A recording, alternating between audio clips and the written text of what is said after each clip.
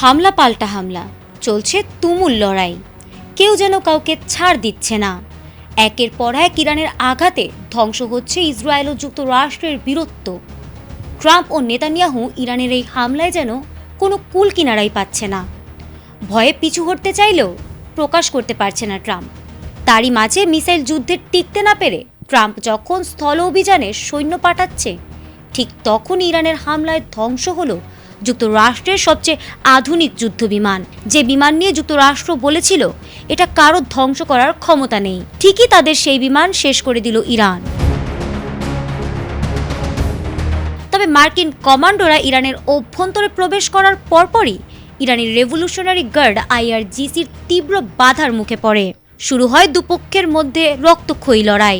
আকাশপথে মার্কিন যুদ্ধবিমান ও হেলিকপ্টার গানশিপ থেকে মুহুর্মুহু হামলা চালানো হলেও মাটি থেকে ইরানি বিমান প্রতিরক্ষা ব্যবস্থা এবং স্থলবাহিনী শক্ত প্রতিরোধ গড়ে তুলেছে।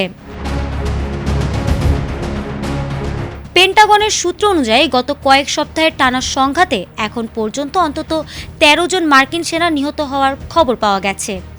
আহত হয়েছেন আরও ৩ শতাধিক। অন্যদিকে ইরানের পক্ষ থেকেও ব্যাপক ক্ষয়ক্ষতির দাবি করা হয়েছে।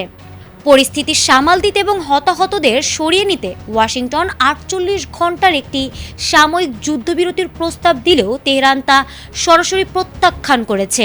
ইরানের দাবি তাদের সার্বভৌমত্ব লঙ্ঘন করে এই অভিযান চালানো হয়েছে, যার চরম মূল্য যুক্তরাষ্ট্রকে দিতে হবে।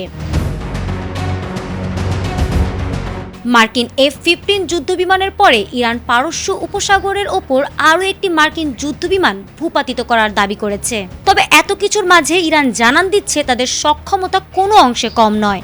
একের পর এক আঘাতে যেন কাঁপছে ট্রাম্প ও নেতানিয়াহুর বাহিনী। এখন দেখার বিষয় শেষ পর্যন্ত কি হয় এই অভিযানের।